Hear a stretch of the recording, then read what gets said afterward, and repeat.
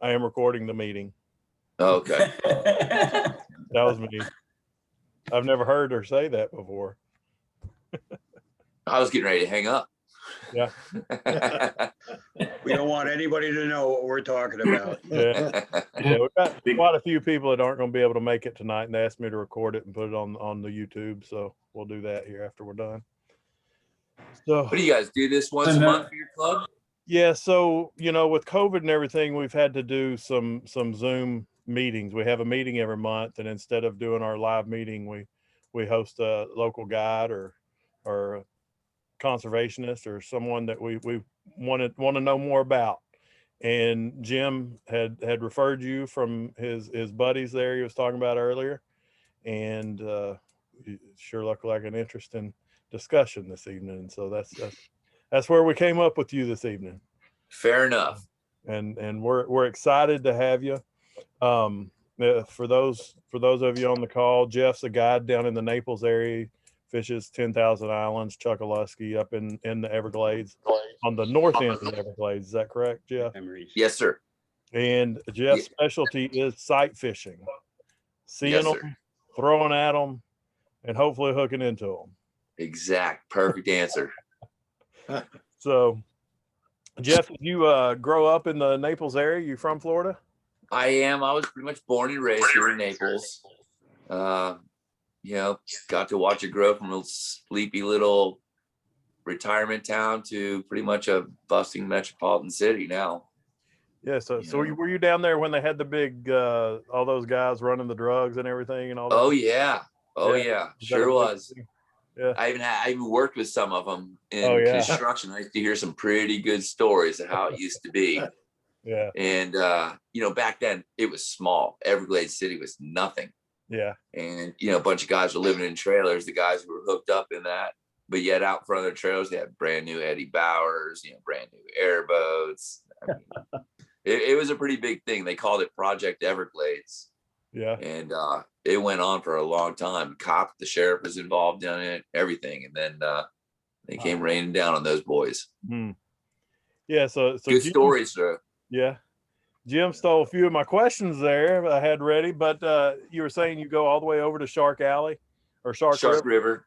Yes, sir. And as far west as you go out in the Gulf or just? No, I run a little Hell's Bay skiff. So I'm all in between the islands, when it's calm enough, we'll run out a couple miles. Yeah.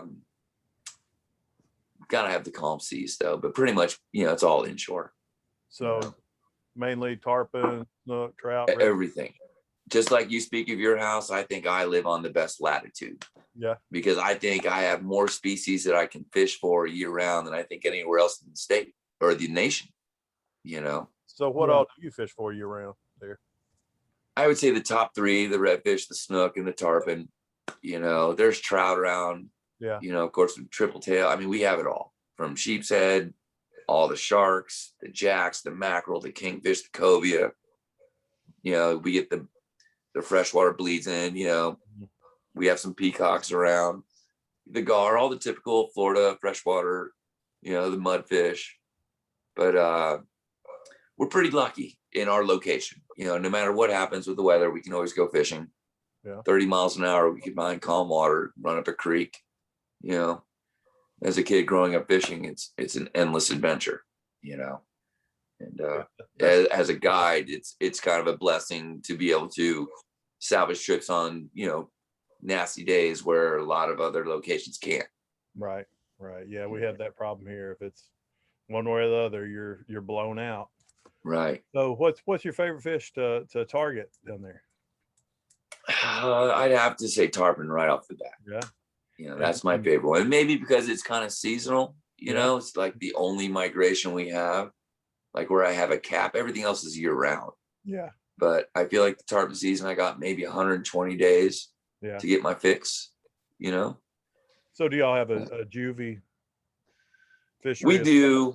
We do. When we had our freeze in 210, it squashed a lot of the juvenile fisheries. Mm-hmm. A lot of habitats that used to be full of fish, I think due to just because the population was so grand that they were spread out everywhere. And then after I freeze at 210, it's a needle in a haystack, you know, where we used to have a lot of little feeder creeks that would host a lot of little, you know, 12-inch to 20-pound tarpon. They're not year round anymore. You know, there's changes, you know, the rerouting of the water, you know, there's an acclimation period going on, you know. So do you think the fishing changes are more environmental or more pressure? I think it's a combination of both. Yeah. I really do. You know, yeah, I'm old enough now to remember when we had healthy turtle grass, like everywhere else up the coast. Now it's just mud and oyster. You know, it's kind of heartbreaking, you know, knowing what it used to look like and what it used, how healthy it used to be to, you know, the difference nowadays. You know, I can see the habitats changing. The forage fish is not as plentiful as it would be in a healthy grass flat environment, you know. So I think there's changes. I think, you know, the area can only host so many fish for the resource that it can handle as far as food and whatnot. But just like everywhere, you have those magic moments, you know. I was noticing on your site that you'd fished with Jose Wehebe a few times. I remember watching him on Saturday mornings in my grandma's living room when I was a kid. All of us. So everybody I've ever ran into that has dealt with Jose has a Jose story. What's yours? God, I got a lot of them. I'll tell you, the first time I met Jose was in Louisiana. And like yourself, I grew up watching the guy, idolizing the guy, you know, trying to emulate everything he did as I was a kid riding around trying to learn how to fish, you know. Lo and behold, like group of buddies and I are out in Louisiana, 03, 04 maybe. And he was there shooting a show with some of my friends. And I was so starstruck in this little tiny camp that we were in, I would completely avoid him the whole time until he cornered me, you know, the night and, you know, introduced himself. And, you know, greatest guy on the planet, you know, as real as he looked on TV, he was as genuine in person, you know. He's been all over the world and he would never tell you this is how you do it, son, or anything like this, you know. We became pretty good friends. He used to jump in his plane and fly over to Everglades City in 20 minutes. And we'd go out and fart around the boat, no camera and stuff like that. And one time we were fishing together, we were doing a snook show. And being that the water was so high, we had to spin fish. So are you guys familiar with those soft plastic jerk baits at the slit in the middle? Growing up the Everglades, you know, we used to throw, you know, like the mirror lures, the treble hook lures, and that was a nightmare throwing it along the trees. One day I'm watching bass fishing and I see these jerk baits. And I'm thinking to myself, oh my God, this is the answer. So I started using these things way before they got popular, and I just rigged it the way I thought it was supposed to be rigged. Lo and behold, time goes on, they get very popular, and they have instructions to tell you to rig it the opposite direction. So Jose and I are out fishing one time, and I rig up his rod for him, and I said to him, he goes, Cap, you got to rig backwards. And I said, no, it's just what the package tells you. I said, they're wrong. You know, it'll hang up more that way. And he's like, yeah, whatever. Okay, I'm going to turn it the other way. I'm like, all right, fair enough.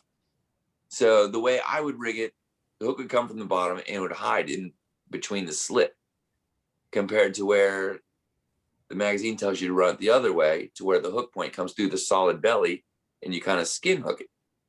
But every time the water or the lure skips on the water, the hook point comes out and you get snagged in the trees every time. So lo and behold, time to start filming the show. Jose starts casting his lure, and right off the bat, he starts getting hung up. And at that moment, I just looked at the TV and I looked at the camera guys, and I'm like, yep, ladies and gentlemen, TV land, this is why we rig it the other way. And the classic Jose, you know, he just drops his head and he starts laughing and, you know, kind of folds over and tries it the other way. And we start, you know, catching fish and whatnot. But, you know, he was never as popular as a man as he was, you know, how he touched millions of people to his show. Yeah. He was always willing to learn something new. You know, he was never too big and pompous to, you know, learn something. So good man. Where did you get your dance moves? My dance moves. I Yeah. don't have any dance moves. You're talking about like after the fish where I'm kind of Wait a minute. I getting got happy. something here.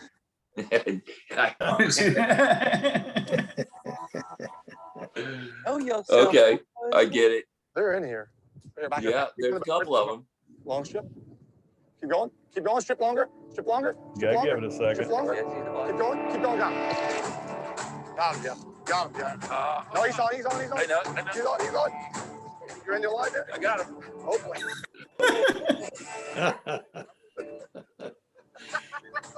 Ethan, you're off. Yes. Good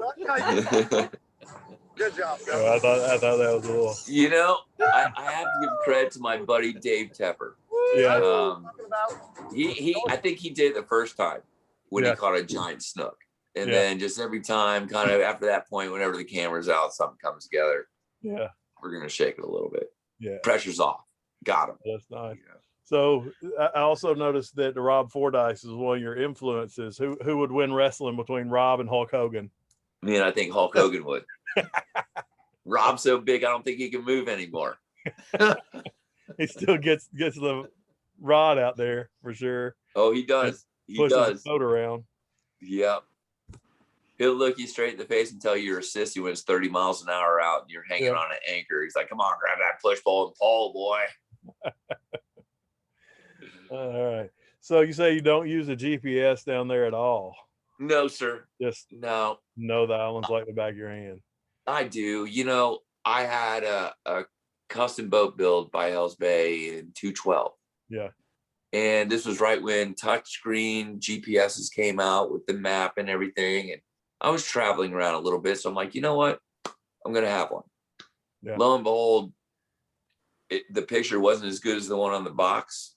Mhm. And I think it blew up on me 4 times, a Garmin. And they finally told me like they're not going to replace the unit. So that was my experience with the GPS. You know, the only good thing about it was the water temperature, you know. Yeah. So have you gotten a new boat since then?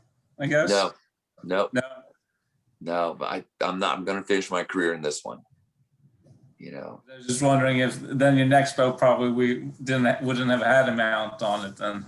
That's right. That's right. No, I got one that I really love now. The year they made it, they nailed it perfect. They tried making some changes, putting bigger caps on them to make them a little drier. And it's enough weight to where it doesn't perform like my boat. You know, it's probably 125, 150 pounds heavier, to the point where a lot of guys are running them with 90s, which are 150 pounds heavier than the 70s, which I run. So it's a different boat, you know. But tell you, I run it hard, and I still don't have any structural cracks or anything in it. It's been a great tool, you know. I haven't been in another one that wowed me yet. You know, it's a money maker. It's paid for, you know. And the good thing is it's a very stable platform. Yeah. Which I notice a lot of the newer boats, they're trying to, you know, shrink the hull underneath, bigger cab on top, to where it's like a canoe with a sheet of plywood on top. Yeah. Very tippy, you know. And with the older clientele, they really appreciate the stable platform. So how many days have you gotten a year? I probably touched 300 this year. Wow. You know, COVID's really had it hopping. Yeah. Yeah. Everybody wants to be outside. Yeah. You Good know, place to be. hey, you know, people can't travel around. People stay in the States, you know, so it seemed like a lot of Florida clientele, you know, took the drive. Georgia, South Carolina, a couple of Alabama, you know. I would ask what you do on your day off, but it doesn't sound like you have one. I go fishing. No lie, yesterday was my first day off since Christmas. Yeah. And I went to Biscayne Bay to go fish with my buddy for permit. Oh yeah, how'd that go? Not very well. Yeah, you have a good day. No. Great day, Yeah. plenty of shots. Yeah. But permit's a permit. Yeah. Yeah. Well, I haven't got one. My wife caught one on a bucktail jig at the bottom of a sabiki, I believe it. and I can't get a shot. I figured you guys would have a lot of them up there in your neck of the woods. Not so many. We get a lot of pompano, but not so many permit. They kind of stay out on the reefs Yeah, and don't really. It's not a sight fishery up here. yeah. So fishing for tarpon, what's your setup that you use for the big? I use 11 weights. Mhm. I'm a Loomis guy, so I like all the Loomis models. I'm still a fan of the NRX. The NRX Plus is pretty nice. It's a little quicker than the NRX. I'm going with the Nautilus reels, and I'm a diehard airflow man because of our fresh water here. Yeah. The traditional round lines tend to get really sticky here, Mm-hmm. to where the airflow lines is, it's shaped like a sprocket, a bike sprocket, Mm-hmm. to where the sticky freshwater detritus, whatever you want to call it, doesn't impair the casting, but that's pretty much my go-to. Our waters are shallow, I'm not out trying to set any records. I'm using man leaders, so I can really put the pressure on them and I can land them quick. And being that shallow, big drag, big leader, they can jump themselves out, and I have them boat side in 20 minutes, which is a good thing, better for them, better for us. But that's my go-to. I'm starting to drop down to 10 weights this time of year. A lot of the adults are making their way up the north of the coast, where I'm starting to get a lot of, the juveniles, sub-adults are starting to really proliferate around certain creek mouths and stuff. Mm-hmm. They're definitely more willing than the bigger ones, as we all know. So what would be your go-to fly? It depends on the scenario. Yeah. Depends on what the fish are doing. If I'm fishing a laid up fish, it's a deer hair pattern with a rabbit tail. Mm-hmm. 2 steps, simple, nothing to it. But it's all about my suspension rate. Tarpon in a way is kind of like us. When he's laid up and his eyes are on top of the head, like if you wave your hand under your chin, you cannot see your hand. Mm-hmm. So it's imperative when I get the shot of these fish that are just laying there, I have more or less a 20-inch window to get the bite. So I need something that can kind of shake and sit right in front of them without having to move it a lot. I can get a lot of life out of the fly, but I can dangle the carrot in front of the donkey and hope I can convince him into eating it. Yeah. A lot of blacks, chartreuse, our water's turbid. It's not clear at all. So pretty good size, heavy, visible patterns. Mm-hmm. If I'm fortunate enough and I have the conditions for off the beaches, I definitely drop down sparser colors, more naturals, tans. Sometimes I'll switch to, instead of the deer hair heads, I'll go to the EP brushes. That's made it so much easier on us, just because I don't have to suspend as much, pretty much they're all rabbit tail. Yeah. They're all some kind of head collar, 2-3 steps, nothing fancy.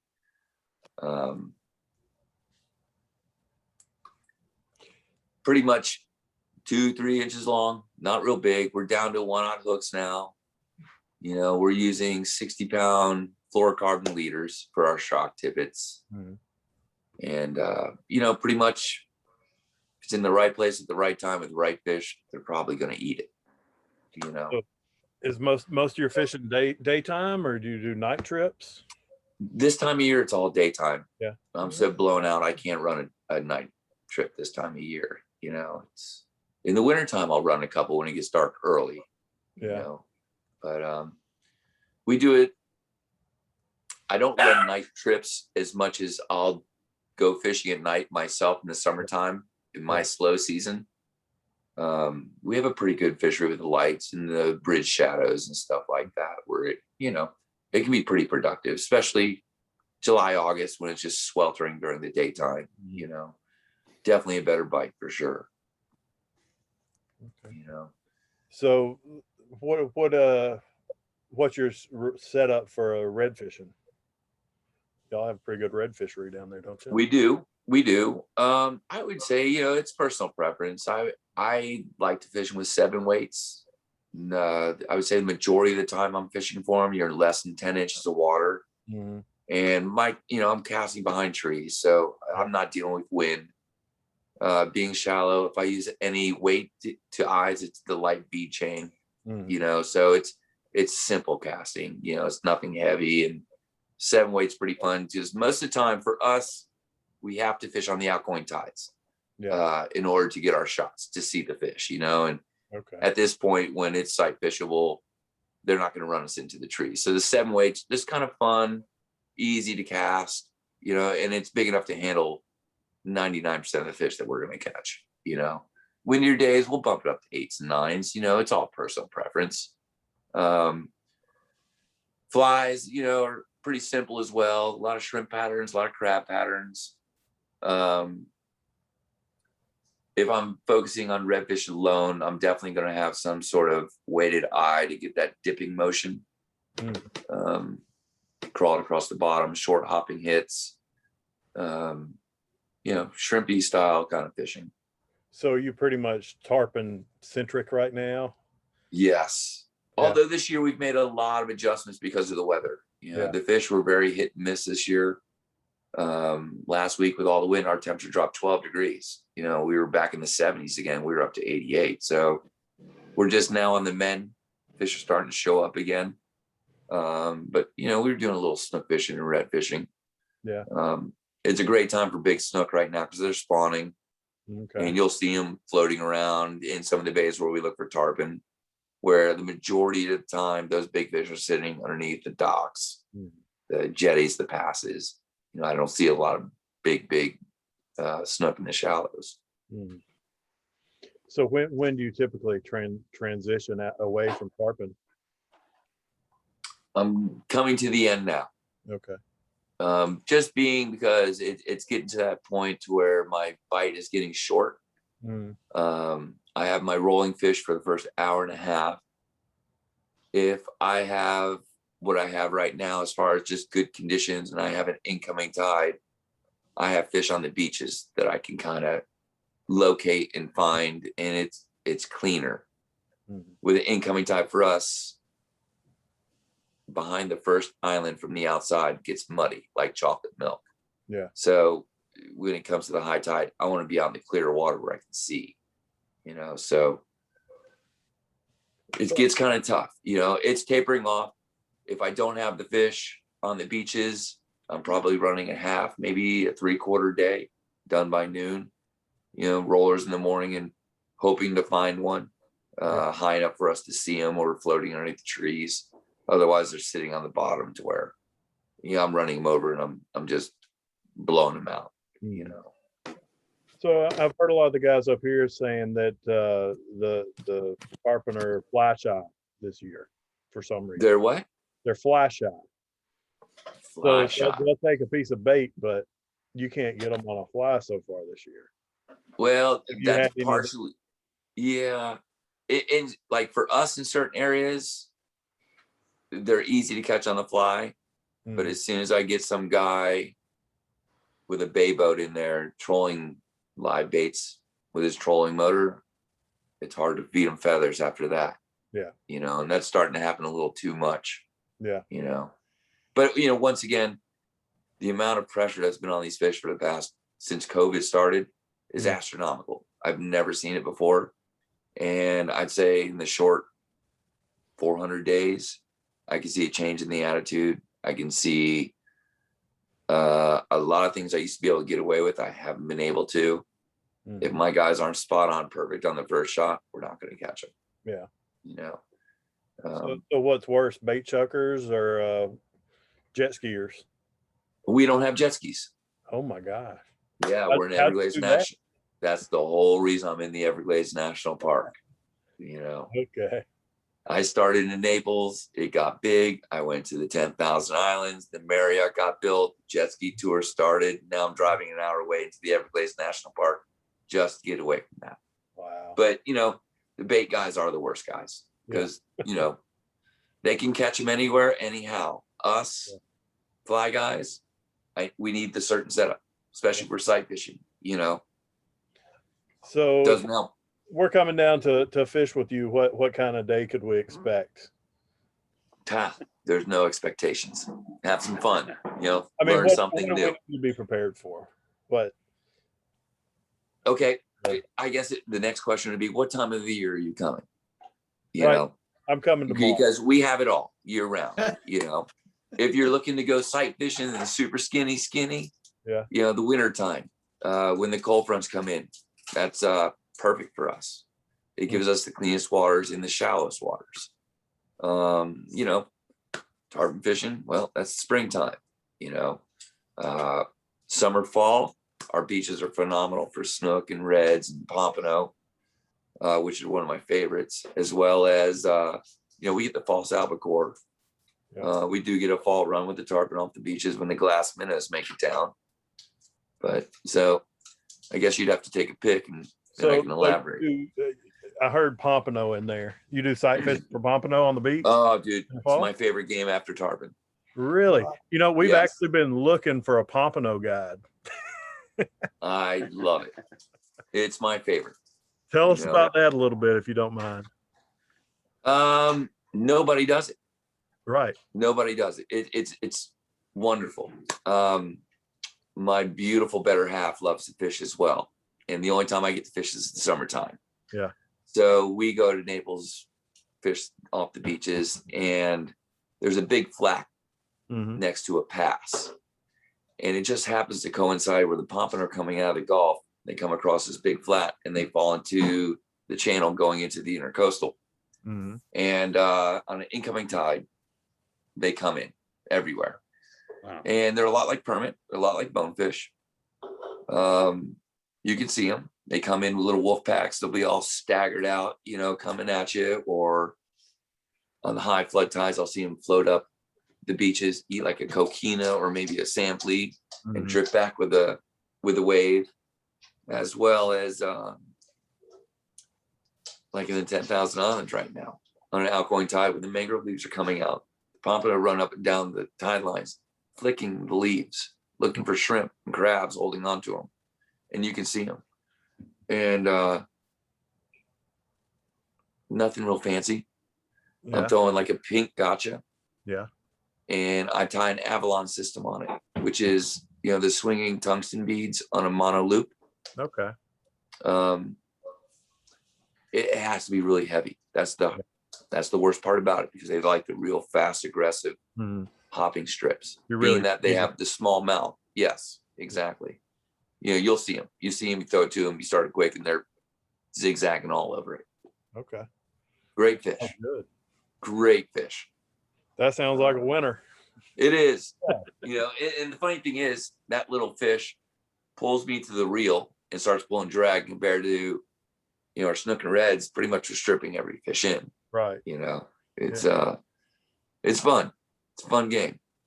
I would think you guys would have a good fishery up there. Yeah, the pompano fishery is good, but you know, nobody really specializes in it or will share any secrets. So it's just a real tight-lipped community. You know, you can go out on the jetties all day with a Right. you know, little jig and jig them, but you don't see guys fly fishing for them Right. much, targeting them. Right. Yeah, for a long time, every time I was fishing an outside point, people ask me, what am I doing out there? Instead of saying I'm tarpon fishing, I tell them I was pompano fishing. Yeah. And everybody like, ha, whatever. Well, now you'll see all these boats out there on your spot. Oh, they're all there already Word as it now. is. It's nothing new. Okay. So anything I'm missing here? What can you tell us about your fishery that we're missing? You know, with the abilities to cast a rod, to be able to cast, it's not a long game here. It's a short game. 50 foot's a long cast, pretty much, but it has to be spot on accurate and it has to be quick. You know, I would say more times than not, people don't know how to double haul, or they think they know how to double haul, but they really can't double haul. You know, a lot of times we have to shoot our flies under the bushes. And if you can't double haul, you can't generate enough force to get it to hit the water and skip underneath the branches. You know, I think that's it's a very big part of the game, to where, you know, if you can haul, like shoot line, it doesn't have to be far. Once again, 25, 30, 40 feet in a straight line. It's a really easy fishery, you know. But the funny thing is, when, you know, that redfish is sitting there and I'm, you know, like asking the guy to cast to him, you know, the leader's flopping to the right, it's flopping to the left, it's going backwards. And you got to look at it like this: with our turbid water, they kind of pop up quick, where I got to get him and then I got to show him the fly before he disappears. And sometimes it happens pretty quick, you know. So when the cast is flopping left and right, it's kind of hard. And, you know, then, you know, at the end of the day, we're all laughing about everything. You know, you hear one guy, you know, bust on his buddy a little bit. He's like, dude, 25-foot cast in a straight line, couldn't do it. And people are like, dude, 25-foot cast in a straight line, do that in my sleep. But then when it comes down to it, most people struggle with the short game, you know. And, you know, people get these ideas of going to Florida and they got to cast 100 feet and they got to cast in the wind and stuff like that, where majority of the time, if I can get a 25 to 50-foot cast in a straight line, I can almost catch everything, you know. It takes practice. Very important. You know, when you grow up doing it, you think everybody does it. And then when, you know, you take on the new people and they look at you like you're an alien, it's, you know, it makes for a long day, you know. Because from what I understand, a lot of places you fish, the fly hits the water and the fish come over to eat the fly. Here, not so much. I gotta spoon feed them, you know, and it's a little different. So it said in your bio that your grandpa gave you a fly rod just to keep you away from his good rods. It's true. Fisherman. My grandfather in Connecticut, in the summertime, my mom would take us up there to see him, and like he'd have little bluefish and stuff. And of course, you know, we're trashing all his stuff, and he got sick of it, so he gave me and my brother fly rods, you know, little cheap Medalist or something, you know. And that's kind of how it started, you know. It was a mess, but that's where it all started. Even my sight fishing started up in Connecticut in a way, you know, because they have those clear cobblestone rivers compared to the Florida lakes that are, you know, brown and tannic. You know, I can distinctly remember throwing little orange spiders to the panfish and trying to catch this one or that one, you know.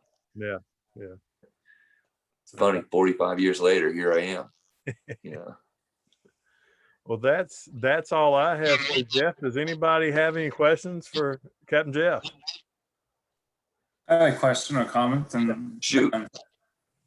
So it's interesting your comment about casting. I'm still a newbie, I guess, but I was talking to a guide up here, you know, and he was talking about it's not even worth coming out if you can't cast 50 feet, you know, and but that's more because we have a lot more wind off the beaches here, you know, at this time of year. True. But, it's interesting learning about the different waters and what's important in the different areas. So thanks.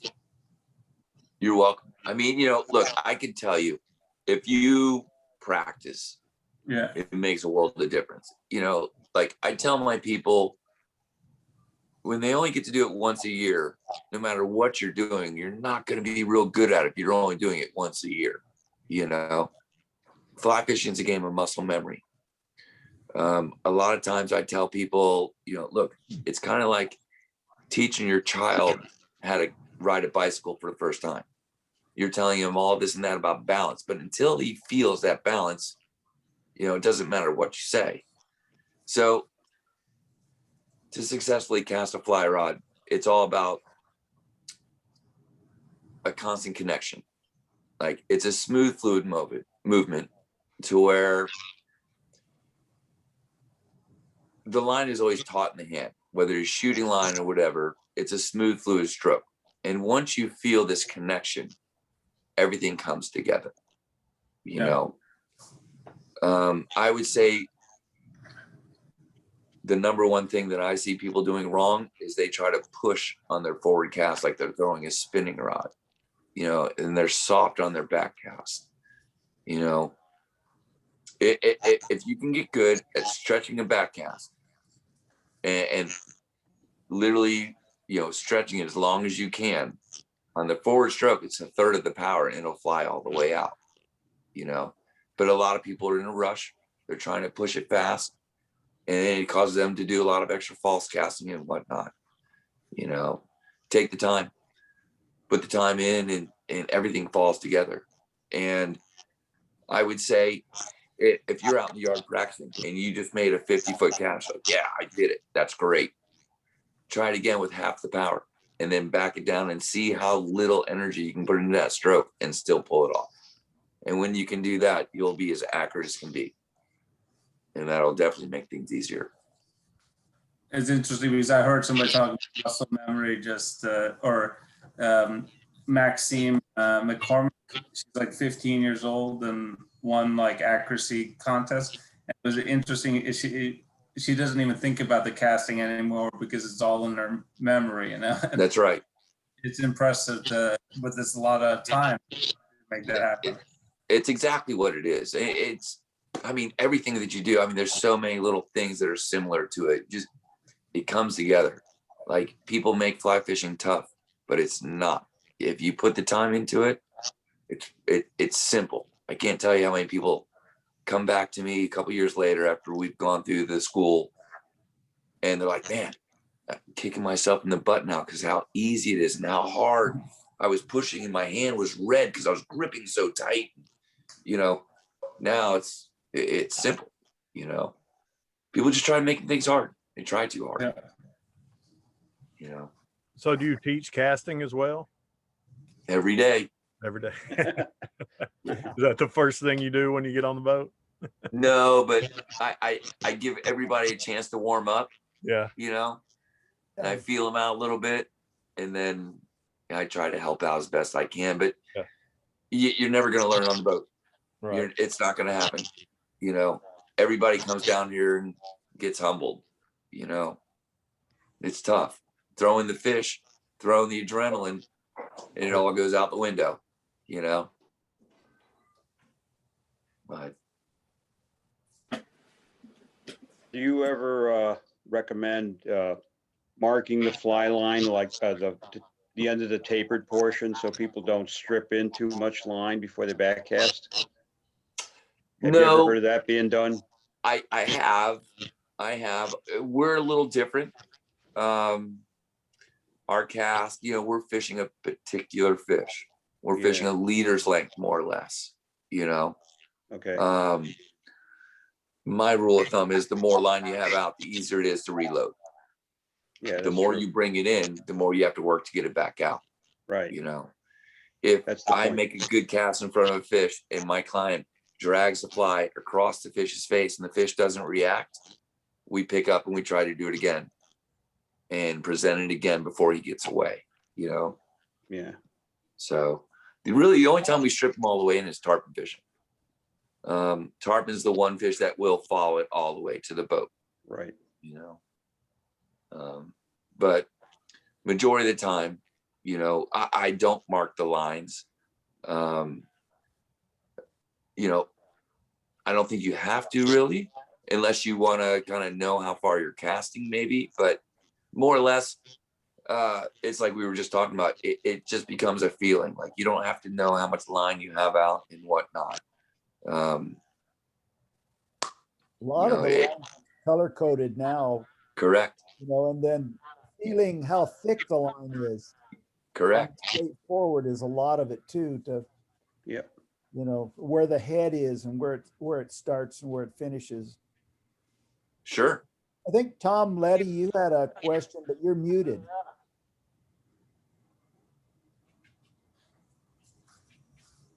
You're muted. You're muted, Tom. All right, I'm unmuted. I was telling a joke and that moment passed. I'm sorry. Okay. Well, all right. I'll tell you what, Captain Jeff, I said it sounds like you would have the dream job, but it sounds like you work hard as hell and get a lot of frustration because you deal with clients, a lot of clients, I guess, that you really got to struggle with. I mean, you said struggle. It must get frustrating for you. It's very frustrating. I have a very bad habit of smoking cigarettes because of this habit.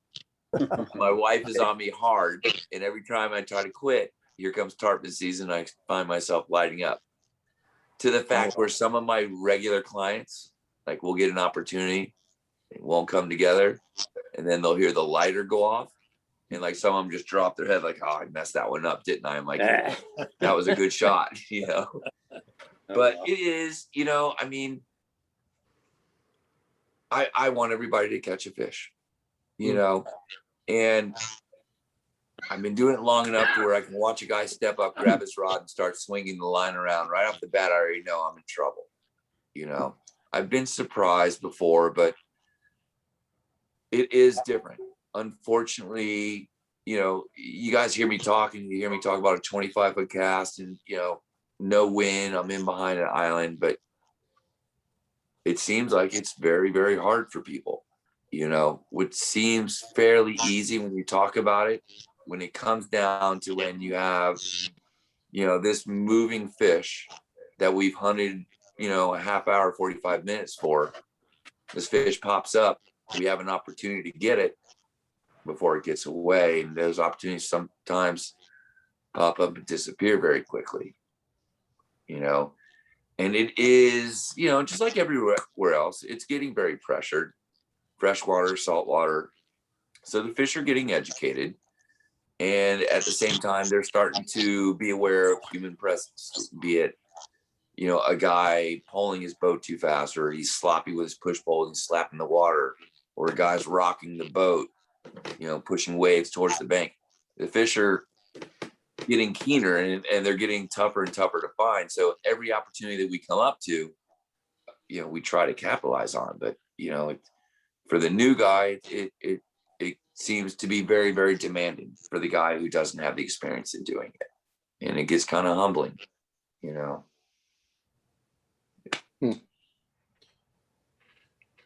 I used to always say stupid fish, but I guess not. I think they all died in the freeze. Yeah.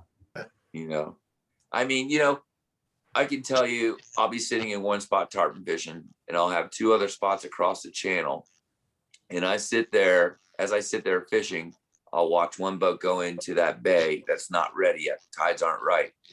He'll leave, and I'll watch another boat going behind him, and then another. By the time it gets right, the tide gets right, the fish are so annoyed from being run over and pushed around. When it comes to feeding time, it's getting tougher and tougher. So are there any places other than down in 10,000 Islands, Everglades, that you like to fish? Man, I like it all. Yeah. I mean, it doesn't matter if it's freshwater. I don't care if it's saltwater. I'd love to do it. You know, I bounce around the Keys. I go to Mexico every year. I go to Michigan every year to visit my in-laws. I go to Biscayne Bay quite a bit. I think I'm going to try South Carolina this fall. I'd like to take my wife up there and do that a little bit. I've never been up there. But if it's something that I can see, I'll fish for it. You know, it could be a carp in the stream. Doesn't matter to me. You know, I just love the game. You know, I can't get enough. I got into this business because I love to fish. Come to find out, I don't get to fish anymore. Yeah. So still 21 years later, I'm the kid on the bench frothing. Put me in, coach. I can do that. I can score that goal, you know, and I got to sit on the sidelines and watch. So when I get a day off, I'm so amped up and ready to go. I go, you know. If I take a day off, by 7 in the morning, I feel like I'm missing something and I need to be on the water. You know, it's just, I love what I do. I'm fortunate, I'm blessed. And I'm never good enough. You know what I mean? There's something new to learn every day. I'm never satisfied, you know, and there's always something to work on. Yeah. You know. So do you prefer mornings then, or do you always base it based on tides when you go out? No, for me, I always start at first light. It's always the most beautiful, calmest part of the day. And for here, after 2 o'clock, the sun starts to create a long light to where it gets tough to sight fish after 2 o'clock. I mean, you can still do it, but the best hours are between 10 and 2 to have the maximum light. You know, if I have a good falling tide, 2, 3 o'clock, I could probably pull off another hour. But after that point, it turns into blind casting. So I'd rather start the morning off. If it's tarpon, I got rollers. If I don't have the tarpon, I have tailing reds or popping snook, you know, waking fish in the shallows. Pretty much all my trips are from, you know, daybreak to 8 hours, you know, through the day. Where I fish in the Everglades, it's a huge area. I have 3 different bodies of water I can fish.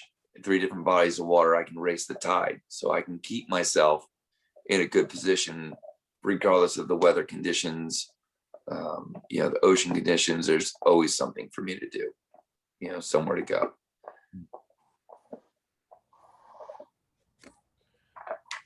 So when's your next opening? I think it's the 30th of June. Wow, Yeah. that's pretty solid. Yeah. I was waiting Captain for Jeff. actually January, but I'm sorry. I was waiting for you to say January or something like that. No. Summertime's our slow time down here. You know, everything slows down. July through, I'd say, November, it's pretty slow. That's when I'm doing as much as my traveling and fishing as much as I can, you know, in that sense. Fishing's still good, but I guess everybody's enjoying, you know, going up north and getting out of the humidity and, you know, doing their trout thing. And, you know, because their windows are short, you know, they got 3 months to do their outdoor activities, you know. So is the heat quite a factor in the summertime with your clients, or is it enough wind to sort of? You know, it's comfortable on the boat. In the summertime when it gets real hot, I'm fishing in Naples. I'm fishing off of white sand beaches and the water's clean. And it feels like it's probably 5-6 degrees cooler than it is on land. You know, it's not as bad. You know, if it gets too hot, they'll wade in the water, you know, but most of the time we're done by noon in the summertime, you know. But I can tell you, as soon as I get back to the dock, I can feel a distinct difference. It's so hot from the concrete and everything, you know. Once I get off the boat, I go home and sit on the couch. I don't want to go out. No honey-do list, you know. Not till sunset will I go back outside again, you know. Yeah. Right.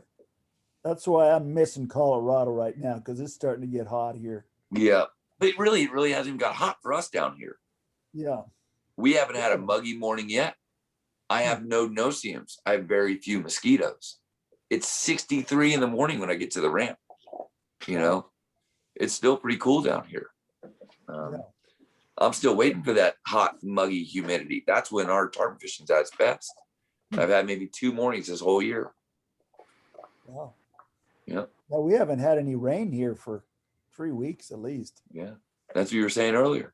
The lakes are getting real low, and yeah. I have a sort of a question about conservation, you know, because, you know, you can think back how it used to be. And, you know, I've just started saltwater fishing the last 3 or 4 years. And, you know, I hear some of the really old guides talk about it. But I mean, I don't know what I'm missing. You know, for me, it's still all very exciting. But I guess looking forward, you know, we're a conservation organization, we're a fishing organization, but I mean, what do we do? You know, what would be your suggestion on what we do to make a difference? Because I mean, I've been devastated since being down here. I fell in love with some of the spots that I fish when I, just like I love the streams in Colorado, and you fall in love with them, and then you see, red tide come through, or, you see like we just had up at Piney Point, which was one of my favorite places to fish. You see a million gallons of polluted water dumped into Tampa Bay, and Makes me sick. yeah, it's just like right now, I don't know that I want to go out there and pressure the fish. Well, But what's your suggestion on, the organizations, or who do we get involved with, and what do we do? I'm going to give you an answer that I don't think you're going to care for. I don't think there's anything we can do. Unfortunately, not to sound cynical or anything like that.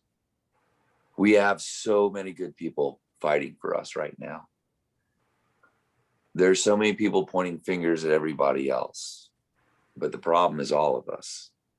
There's too many people in the state of Florida, and that's the problem.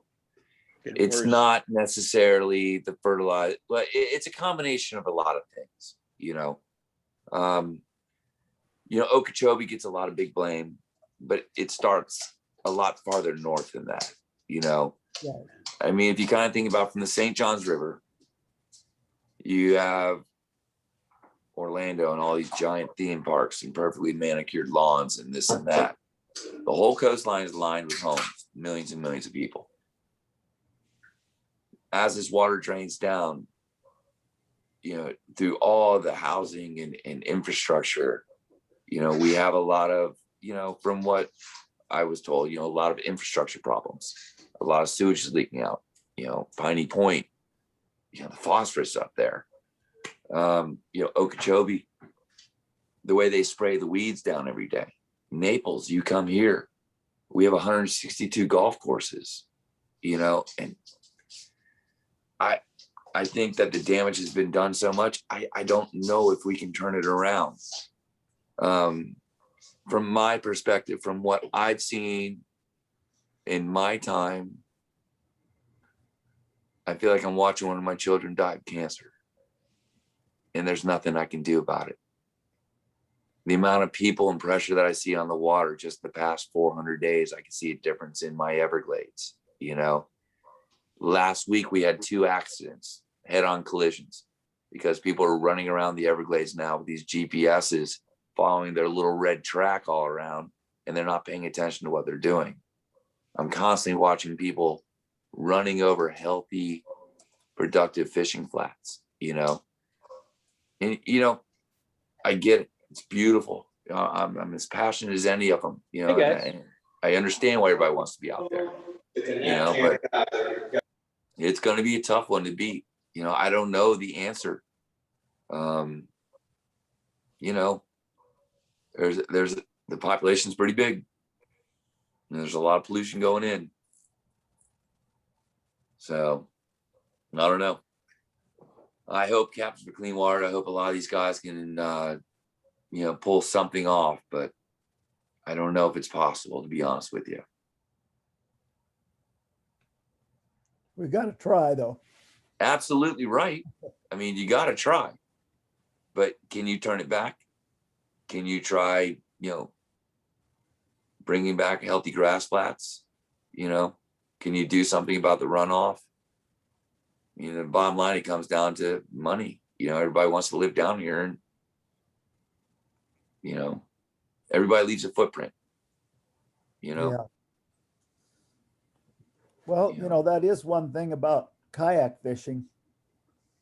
A lot of us do, probably most of us in the club don't have boats, but a lot of us have kayaks, and, we don't leave too much of a footprint. That's right. And we can fish in areas that, a lot of boats can't get into, and you still got to have some type of boat to get into them. It's true. It's true. And that's the great thing about the fly fishermen. You figure out of all the fishermen on the water, we leave the smallest footprint. You know, we're not going out. We're not filling our live wells with 1,000 feeder fish. And then we're not, you know, chumming them all up. And most of us are not harvesting the fish and taking them home. You know, most of us are savants of the sea. You know, we're the stewards. You know, we're the ones who are trying to take care of what we love so much. You know, people look at us and like, you're going out there all day long, you're catching fish and you're letting it go. Why? You know, it's like, so I can catch them again. You know, it's a wonderful passion we all share, boys. You know, get it while you can, enjoy the most. You know, you know, anything new is exciting. Just go around the next corner, you find something new. You know, it's enough to get you out of bed and do what you love to do. There's still those days that it's just magical. And then there's going to be a lot of days ahead of us that we're going to have to work hard. Yeah. And we'll think about the good old days and the dumb fish and when they used to come 10 feet to eat our lures, you know. Well, you know, that brings up a point. You know, I think we have to learn to appreciate every fish that we catch. Amen. You know, whether it's a small one or a big one. First time I caught a gaff sail catfish. You know, I mean, I thought, man, this fish has some power. You know, and I'm used to catching trout, and man, I fell in love with catfish. And so much of the time I hear people just sort of bad mouthing them and stuff. And, you know, you got to be careful. I've been stuck a few times, but I mean, I've caught some pretty darn hefty catfish that I was thankful I caught them. Tug is the drug, they say. Well, Captain Jeff, we really appreciate you coming out and joining us and sharing your fishery with us and telling us a little bit about yourself this evening. We've taken enough of your time. You have anything else you'd like to part with? Just thanks for having me, boys. I hope it didn't bore you too much. Hope it didn't ramble too much. No, not at all. And that was straight from the heart. I appreciate your time, gentlemen. Thank you. Yeah, I've really enjoyed it. Thank you for coming. Thank you for having me. Thank you, Jeff. All right, gentlemen. See you. That's for sure. You all have a good night. Ethan, Thank you. All right, take care. before all the members go, I wanted to welcome Ron, the new member that's on the call to the club. We haven't had an actual meeting. We should say welcome, Ron. Welcome, Ron. Thank you very much.